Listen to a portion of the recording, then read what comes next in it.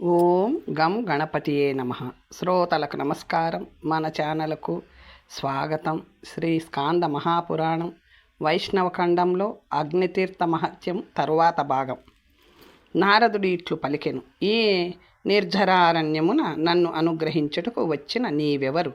నిన్ను చూచినంతనే మనస్సు ప్రసన్నమైనది అనెను. అప్పుడు హరి శంఖము చక్రము గదలు ధరించి పట్టుబట్టలతో పద్మములు వనమాలలతో అలంకరింపబడి శ్రీవత్సము కౌస్తుభము లక్ష్మిని హృదయంపై ధరించి సునందుడు మున్నగు వారు స్తుతించుచుండగా తన రూపమును నారదునికి చూపెను. అప్పుడు నారదుడు ప్రాణములు లేచి వచ్చిన వానివలే చేతులు జోడించి మరలా మరలా నమస్కరించి ప్రణమిల్లి జగన్నాథుని ఇట్లు స్తుతించెను: ఓ సర్వసాక్షి, జగములకు నాథుడు, భక్తుల కోరిక మేరకు వివిధ శరీరములు ధరించువాడు, ఆశ్రయించిన వారికి దయానిధి, పావనమగు దివ్యమూర్తి కల ఓ స్వామి, నాపై అనుగ్రహము చూపుము.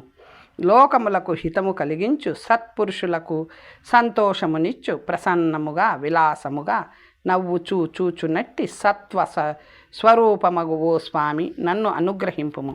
మన్మధుని వంటి లావణ్యముచే విలాసమగు సౌందర్యము కలిగినట్టి ప్రసన్నము గంభీరము అగు వాక్కుచే లక్ష్మికి ఆనందము కలిగించుచు నిన్ను ఆశ్రయించిన వారికి వరములు ఇచ్చు కల్పవృక్షము వంటి దీనులపై దయార్థమగు మనసు చూపు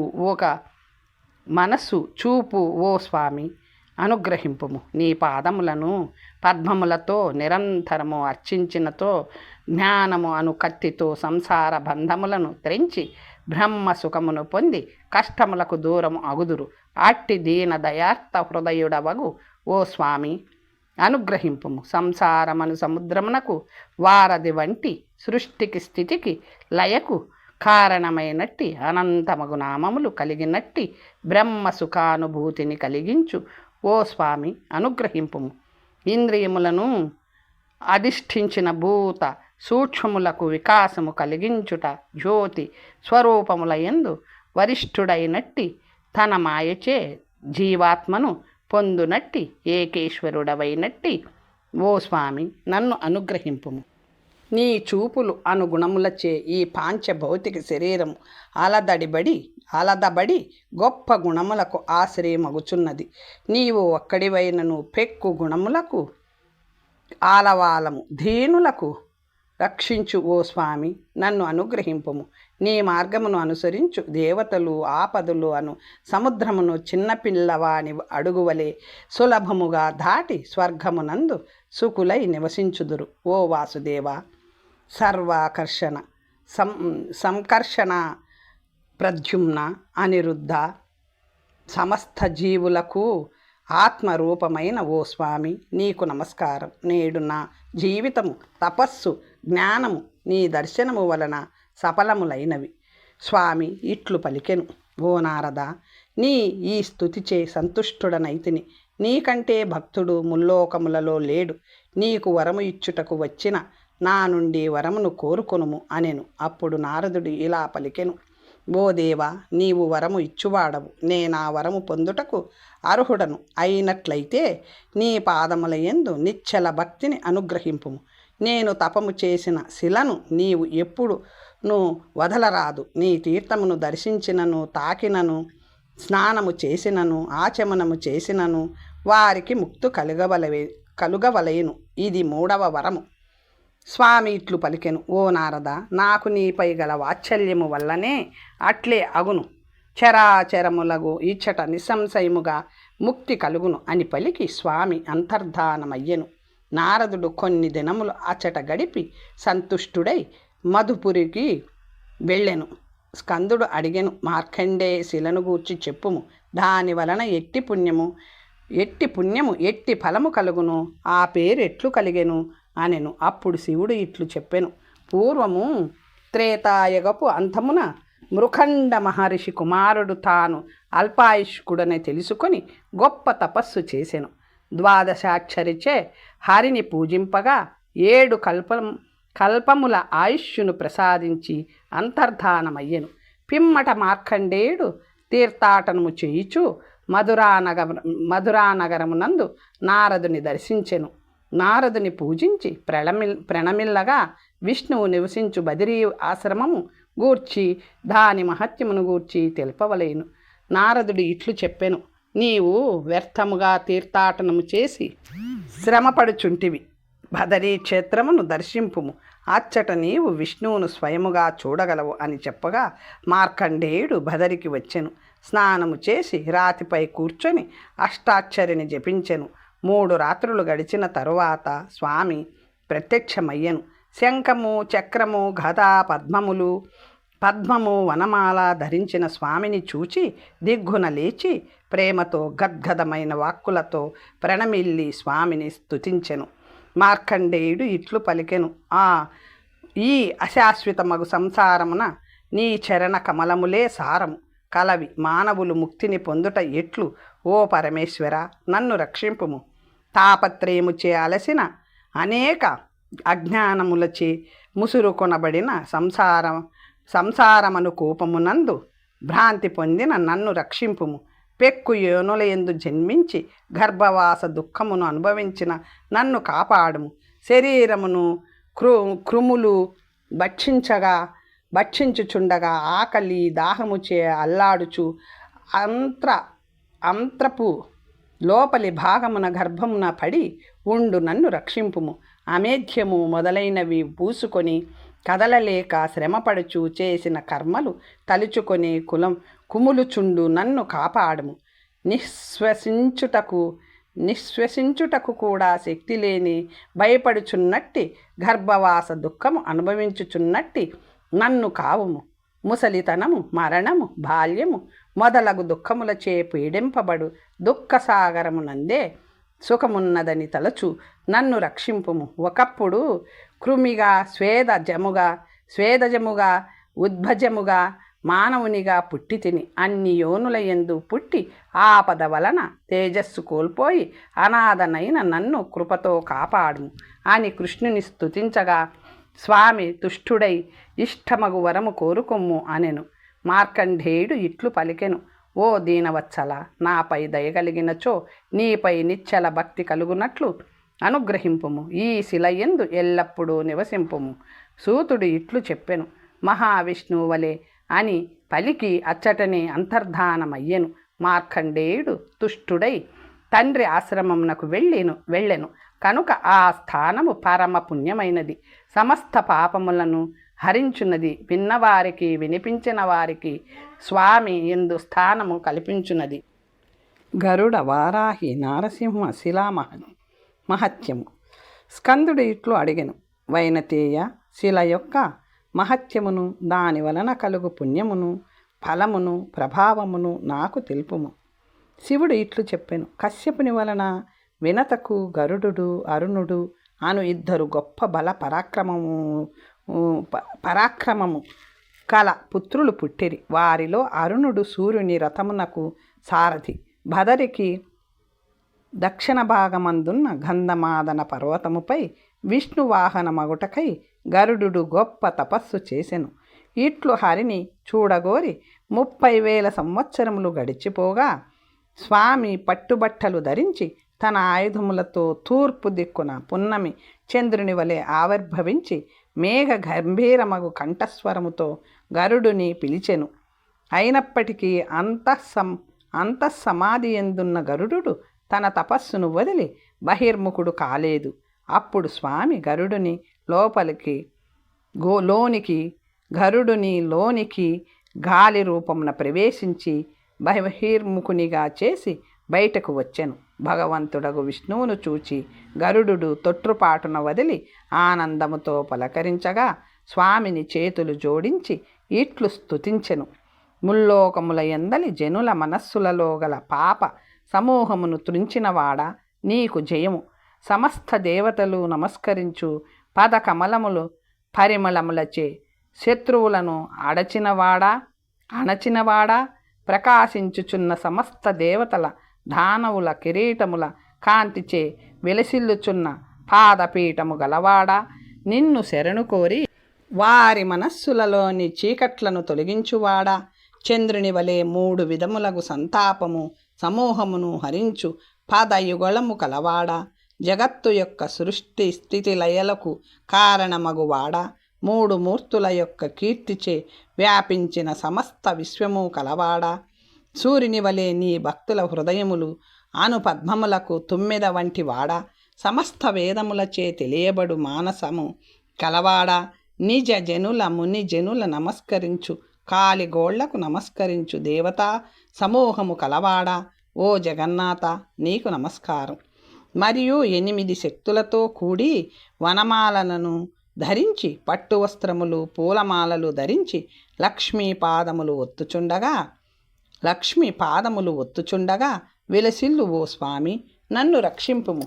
భక్తుల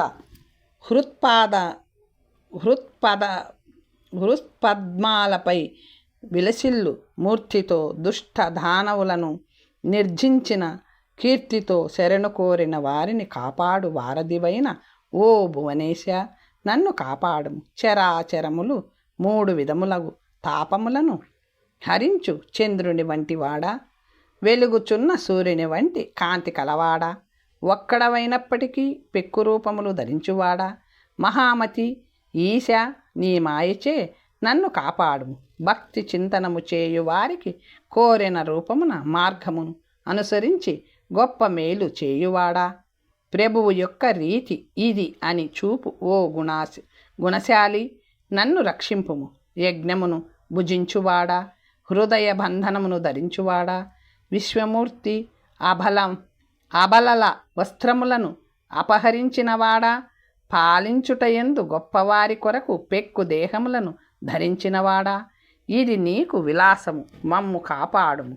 నీ యందు ప్రేమ భక్తి కల పురుషులకు మాత్రమే లభించువాడా, అంతటా నివసించువాడా, విరాట్ రూప విరాట్ పురుష నిన్ను ఆశ్రయించిన దాసులను సంతోషపెట్టువాడా, చూపు చేతనే అంతటా కరుణ కురిపించువాడా, ఈ లోకమును కాపాడుము. కంఠమును ధరించిన శివంగి కాలిగోటితో గోపరమణీమనుల స్థనములపై గీతలు పెట్టువాడా, ఈ యువతులచే విలాసముగా పెక్కు రూపములతో అలంకరింపబడువాడా, ఈ నమస్కారము నీకు శాంతిని కలిగించుగాక.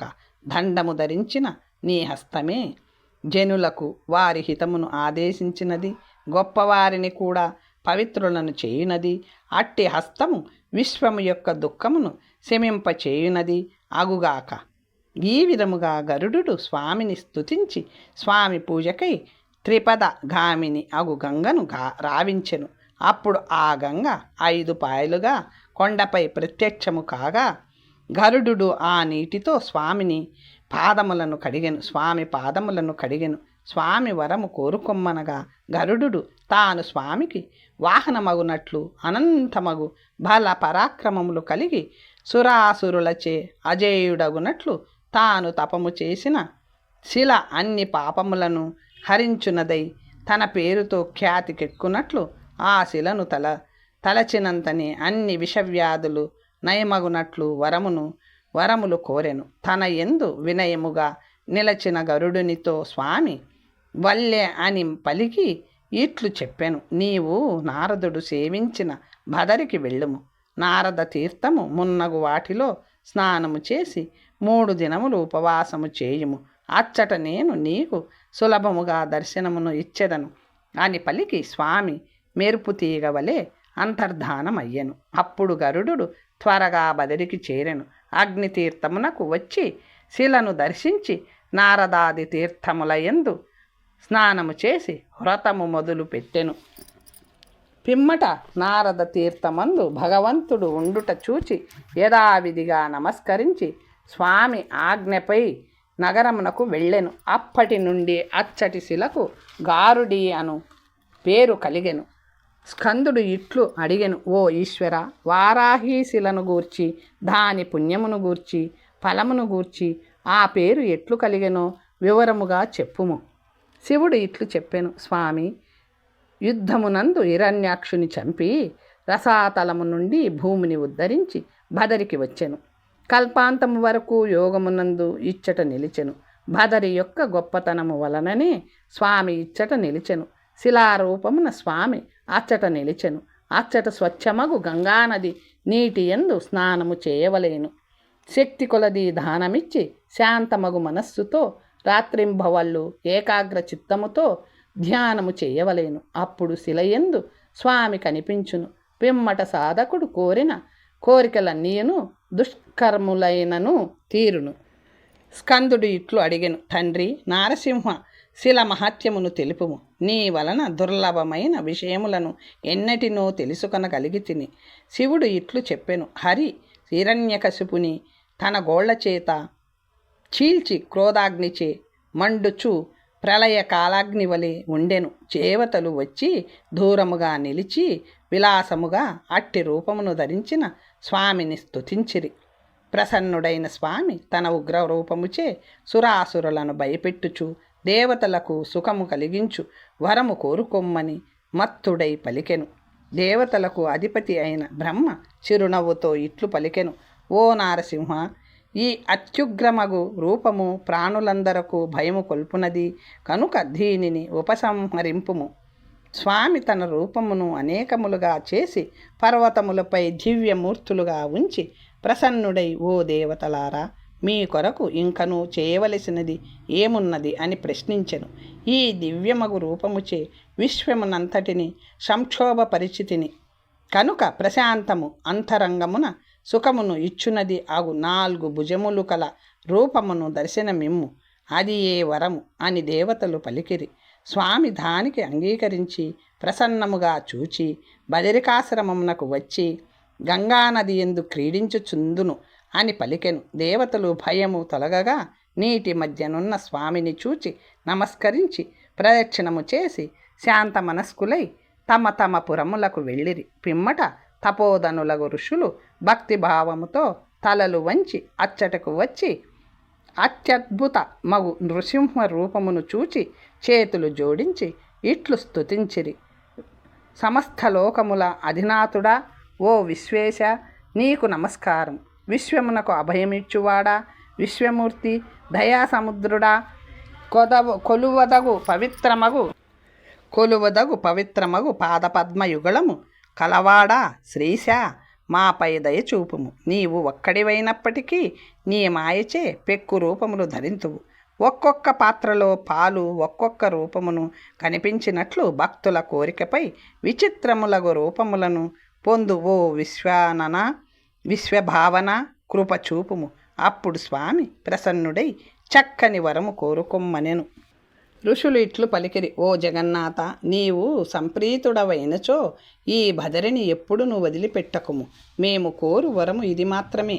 స్వామి దానికి అంగీకరించగా ఋషులు వారి వారి ఆశ్రమములకు వెళ్ళిరి.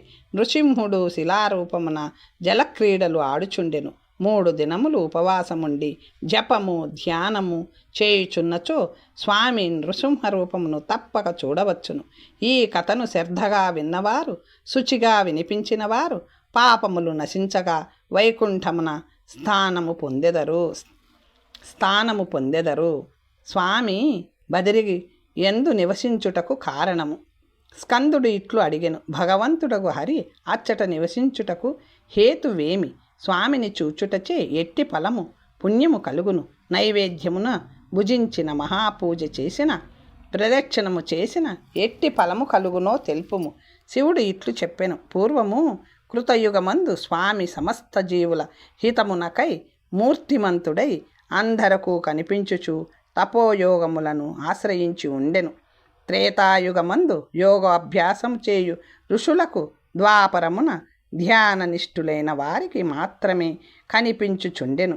ఋషులకు దేవతలు స్వామి దర్శనము లభింపకపోవుటచే వారు విస్మితులై బ్రహ్మ వద్దకు వెళ్ళి ఇట్లు పలికిరి, సర్వలోకములకు ఆశ్రయమైనట్టి, శరణు కోరిన వారి ఆర్తిని హరించునట్టి, వృత్తిని ఇచ్చునట్టి, కరుణాపూర్ణుడవైనట్టి ఓ పితామహ సురేశ్వర, నీకు నమస్కారం. మాకు తండ్రివి కాన మమ్ము ఆపదల నుండి నీవే కాపాడగలవు. దేవతలు ఇట్లు పలికిరి, ద్వాపరము వచ్చినంతనే స్వామి బదరి యందు అదృశ్యుడగుటకు కారణమేమి? స్వామి బదరిని విడిచిపెట్టెనా? వేరుచోటకు వెళ్ళెనా? మేము ఏదైనా అపరాధము చేసితిమా? మాపై అనుగ్రహ ఎట్లు చూపును? బ్రహ్మ ఇట్లు పలికెను, ఓ దేవతలారా, మీరు ఏల ఇచ్చటకు వచ్చితిరి? విస్మయముచే ఆందోళన చెందిన మనస్సు గల మీరు ఈ ఋషులతో ఇచ్చటకు వచ్చిన కారణము చెప్పుడు అనెను. అప్పుడు బ్రహ్మం ఇలా పలికెను, ఓ దేవతలారా, మీరు చెప్పునంత వరకు ఈ విషయము నాకు తెలియదు. ఆ కారణమును తెలుసుకొనుటకై మనము పాలసముద్రము వద్దకు వెళ్ళెదము అని పలికి వారిని వెంటబెట్టుకొని ఋషులతో తపోధనులతో వైకుంఠమునకు వెళ్ళెను. అచ్చట జగన్నాథుడు వృషాకపి దేవదేవుడగు స్వామిని పలు రకముల స్తుతించిరి.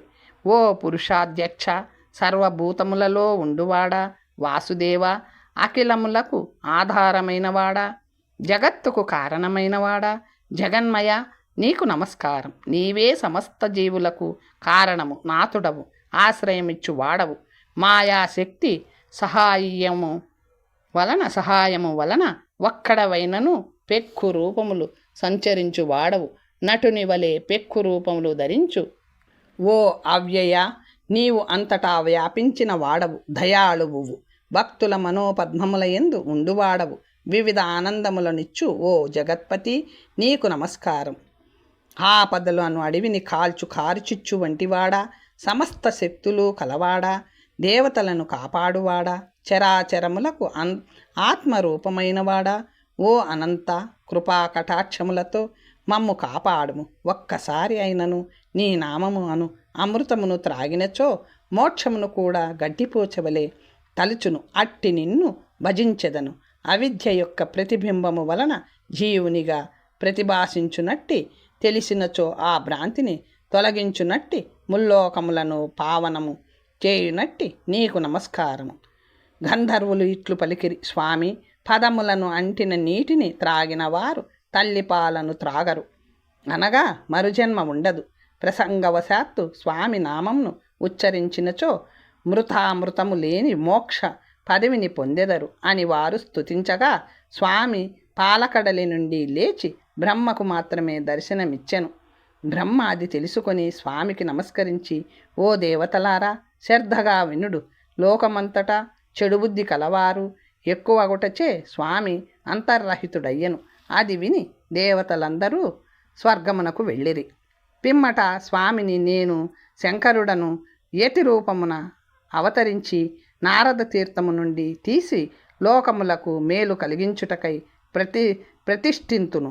ఆ స్వామిని చూచినచో పాపములన్నీను సింహమును చూచిన లేళ్లవలే పారిపోవును. ధర్మములను జయించి భదరిలో ఉన్న స్వామిని చూచినచో ఎట్టి ప్రయాస లేక ముక్తిని పొందెదరు. కలికాలమునందు స్వామి అన్యతీర్థములు అన్నింటినీ వదిలిపెట్టినను భదరి యందు స్వయముగా నివసించును. కలికాలమునందు ముక్తి పొందగోరు వారు మిగిలిన తీర్థములను వదిలి భదరిని మాత్రమే సేవింపవలయను. అప్పుడు మాత్రమే వారు ముక్తిని పొందగలరు. జ్ఞానము యోగము లేక తీర్థాటనము యొక్క పరిశ్రమ లేక ఒక్క జన్మలోనే జీవుడు కైవల్యమును పొందును.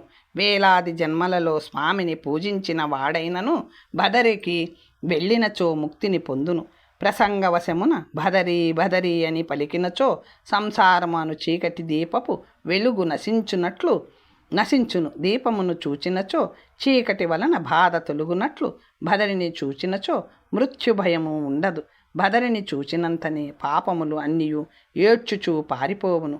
అట్టి ముక్తి మార్గమును ప్రసాదించు హరికి నమస్కారం. భదరి యందు స్వామికి ప్రదక్షిణము చేసినచో అడుగడుగుకు పర్వతములు వనములతో కూడిన భూమిని 10 సార్లు దానమిచ్చిన ఫలము కలుగును. భదరి యందు స్వామికి ప్రదక్షిణము చేసినచో అడుగడుగుకు అశ్వమేధము చేసిన 100 వాజపేయ యాగములు చేసిన ఫలము కలుగును. భదరి యందు స్వామికి ప్రదక్షిణము చేసినచో చాతుర్మాసమునందు బ్రహ్మాండ దానము చేసిన ఫలము కలుగును. భదరి యందు స్వామికి ప్రదక్షిణము చేసినచో అడుగడుగునకు మిక్కిలి కష్టములగు వైదిక కర్మలను చేసిన ఫలము కలుగును. భదరి యందు స్వామి నైవేద్యమును ఒక్క మెతుకైనను తిన్నచో వరి పొట్టుతో మండు అగ్ని బంగారమును శుద్ధి చేసినట్లు పాపములన్నీను శుద్ధి అగును. స్వామి నైవేద్యము స్వామియే అని నారదాది ఋషులు చెప్పిరి కనుక సత్వశుద్ధి కొరకు ప్రసాదమును భుజింపవలయను. దేవతలు కూడా స్వామి నైవేద్యమును తినగోరుదురనగా దాని మహత్యము వర్ణించుట ఎట్లు. ప్రహ్లాదుడు మొదలగు భక్తులు స్వామి నైవేద్యమును భుజించి తమ ఇండ్లకు వెళ్ళుటచే వారు వైకుంఠమును పొందిరి.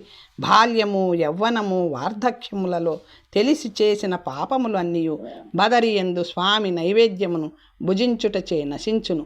ప్రాణము పోవు వరకు ప్రాయశ్చిత్తము చేయవలసిన పాపమైనను బదరియందు విష్ణువు నైవేద్యమును భుజించినచో తొలగిపోవును. ఇతర తీర్థముల యందు ప్రయత్నము చేతనే మోక్షము సిద్ధించును.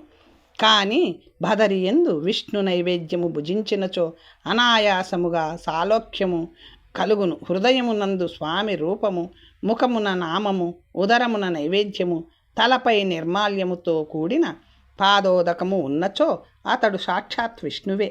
బ్రహ్మహత్య, సురాపానము, దొంగతనము, గుర్వాంగన ఆగమనము అను మహాపాతకములు నైవేద్య స్వీకరణముచే నశించును. బదరితో సమానమైన క్షేత్రము, స్వామి నైవేద్యముతో సమానమైన నైవేద్యము, నారదీయ క్షేత్రములతో సమానమగు క్షేత్రము లేదు, ఉండబోదు. బదరికి ప్రయత్నపూర్వకంగా వెళ్ళి స్వామి నైవేద్యమును భుజించి స్వామిని చూచి అగ్నితీర్థమున స్నానము చేయుట మిక్కిలి కష్టము. భూమిపై గల తీర్థములు అన్ని వ్రతములు నియమములు చేసిన ఫలము బదరియందు పాదోదకమును సేవించిన కలుగును. బదరియందు విష్ణు పాదోదకము ఒక్క చుక్క తాగినను ఇక దానములు, తపము, తీర్థాటన, పరిశ్రమ అన్నీను వ్యర్థమగును. బదరియందు విష్ణు పాదోదకము సేవింపనంత వరకు ప్రాయశ్చిత్తములు చేయుచునే ఉండవలేను. ఎటువంటి కష్టము లేక ముక్తి పొందుగోరినచో వారు తప్పక విష్ణు నైవేద్యమును భుజింపవలయను.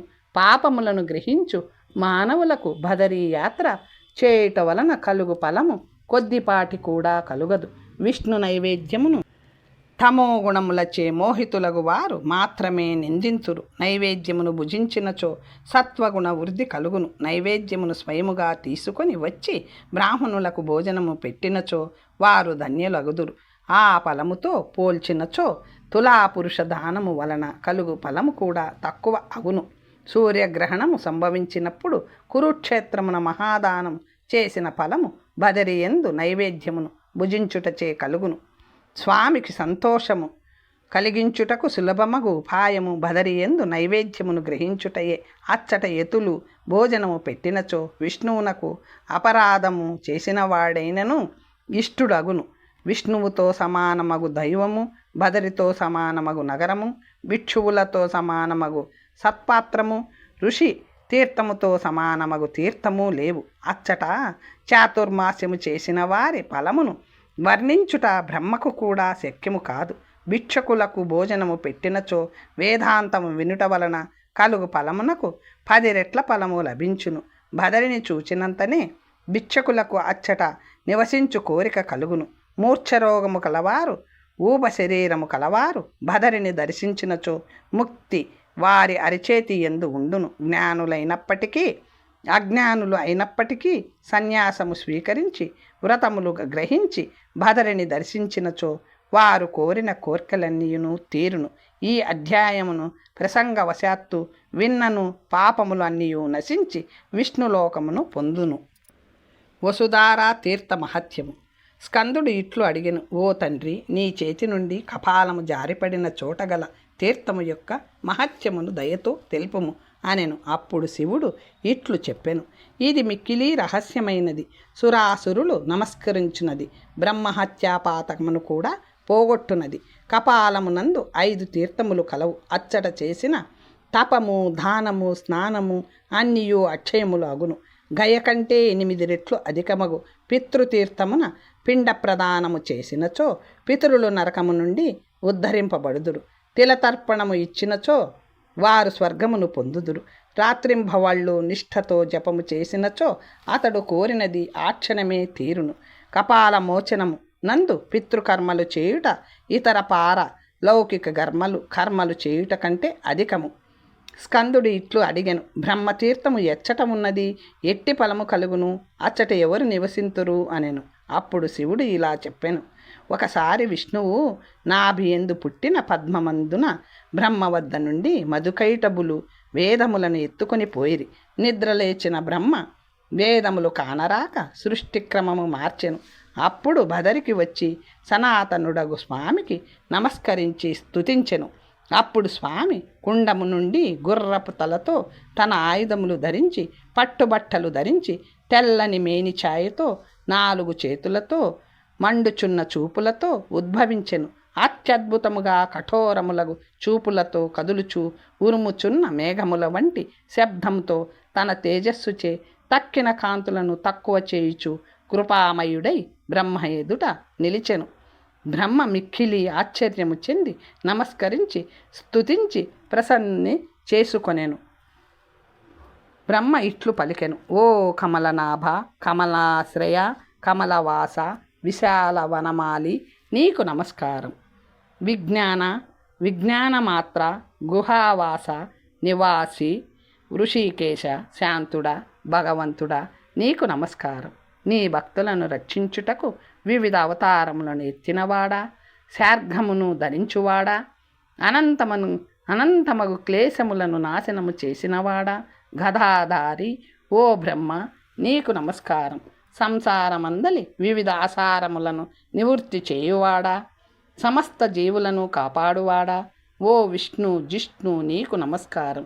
విశ్వమంతటా నిండినవాడా, అశేషముగా నివృత్తి పొందిన గుణవృత్తులు కలవాడా, సురాసురులలో ఉత్తముడైనవాడా, సృష్టి స్థితిలయలకు హేతువైన వాడా, నీకు నమస్కారం అని బ్రహ్మ ప్రార్థింపగా, సమస్త జీవుల మనస్సులలో ఉండు స్వామి దేవతలకు ద్రోహము చేసిన ఆ మధుకైటభులను అవలీలగా చంపి వేదములను రక్షించెను. తాను తెచ్చిన వేదములను బ్రహ్మకు ఇచ్చెను. బ్రహ్మ స్వస్థుడయ్యెను. అప్పటి నుండి ఆ తీర్థము బ్రహ్మకుండమని ముల్లోకములలో ప్రసిద్ధికెక్కునని బ్రహ్మ ప్రకటించెను. దానిని దర్శించినచో మహాపాతకములు చేసిన వారైనను వారి పాపముల నుండి ముక్తులై బ్రహ్మలోకమును పొందెదరు. అచ్చట స్నానము చేసినచో లేదా వ్రతములను ఆచరించినచో బ్రహ్మలోకమును దాటి విష్ణులోకమును పొందెదరు.